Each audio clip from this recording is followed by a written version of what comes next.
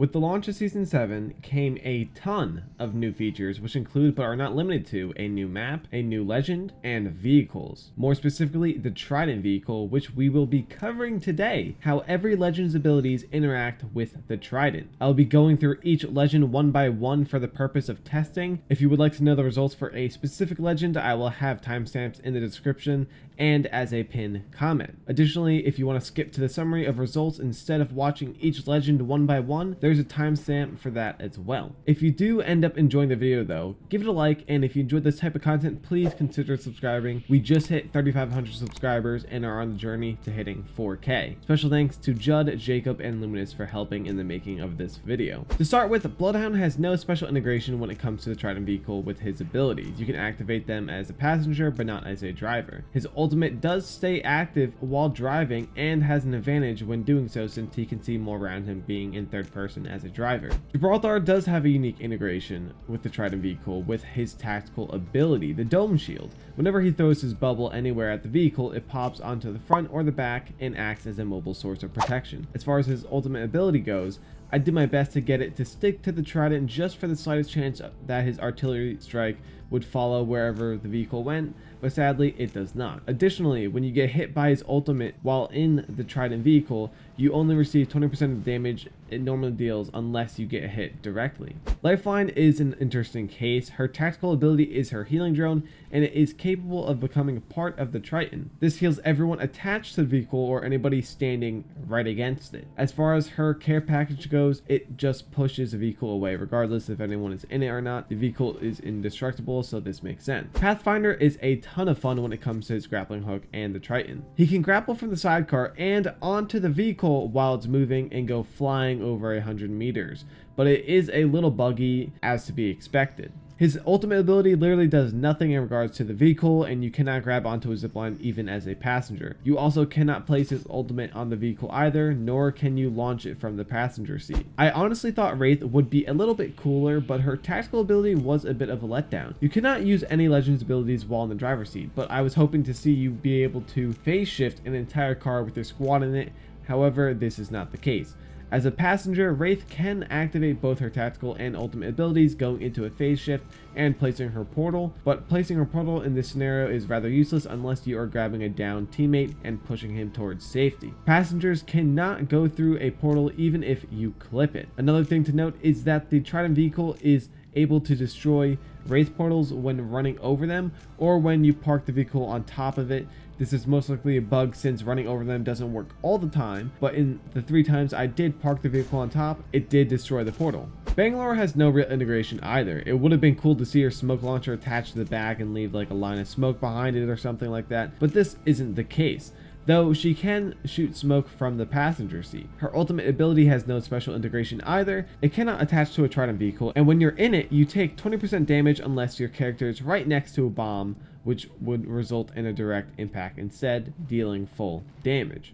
And sometimes it doesn't damage any of the players in the car either. Like I said, the vehicle is very buggy since it is brand new and has never been thought up before or brought into the game before until Season 7. Caustic is fun as hell when it comes to the Trident. He can attach 2 gas traps on the front and back, and he can pick them up as well. Fun fact is that you can actually stack gas traps in this game on top of one another, so you can technically have 1 on the front, 1 on the back, and 2 on top of each of them for a total of 6 gas traps on the Trident vehicle. It's a very useful suicide driving into a building full of players, and his ultimate ability does not slow down an enemy while they are in the Trident, but it does damage them. And you cannot make the ultimate stay attached to the Trident vehicle either, just like Bangalore and Gibby's ultimates. Mirage is pretty much useless when it comes to the Trident vehicle. His decoy stops running and stands still in both his tactical and ultimate, and they only turn in the direction you are facing. That's it.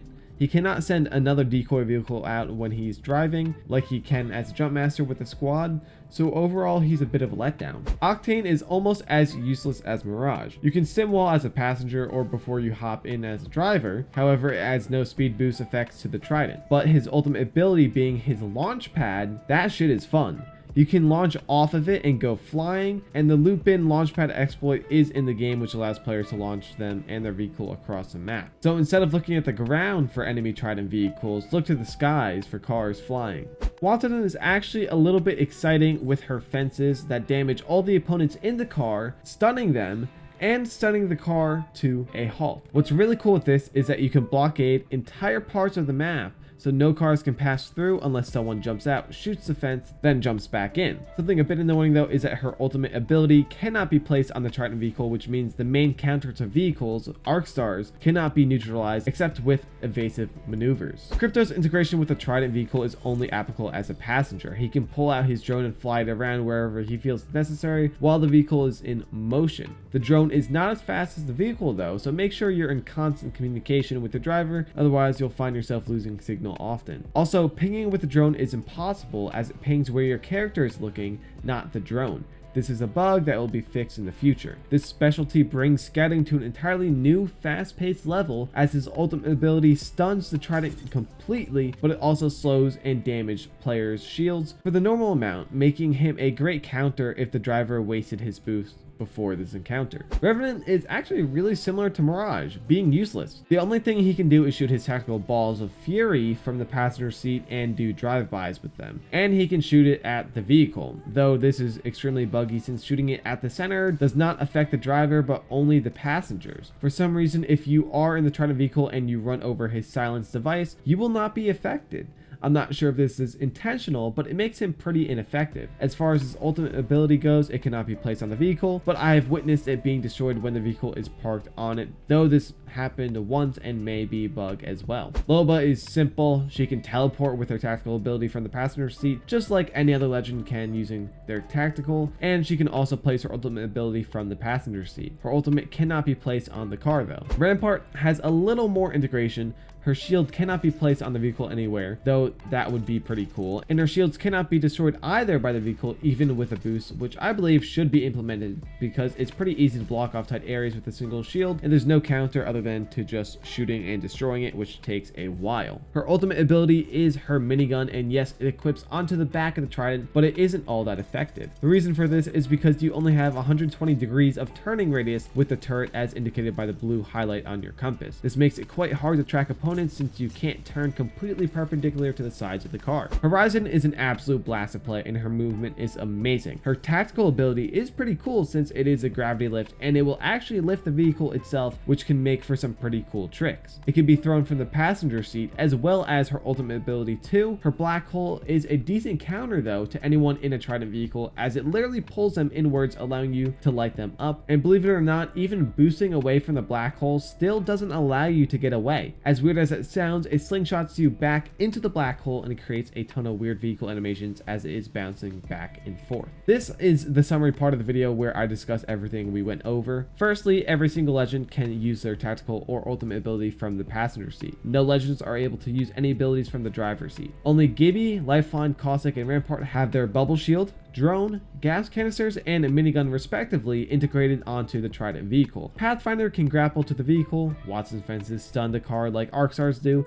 immobilizing it, just as Crypto's ultimate ability does the same. The Trident vehicle interacts with Octane's jump pads and Horizon's gravity lifts, and you cannot escape Horizon's black hole ultimate even with a boost. You lastly cannot break Rampart's shields even with a boost with the vehicle, and one extra thing to note is that dealing damage to the car deals 20% of that damage split evenly to the opponents inside, but hitting enemies directly deals full damage, and the car is also indestructible. Thank you all so much for watching the video. If you enjoyed it, make sure to drop a like, a comment down below telling me how you are currently enjoying Season 7, and of course, if you're new to the channel, make sure to subscribe for more videos just like this, because I'm just a gamer. I'll see y'all next time.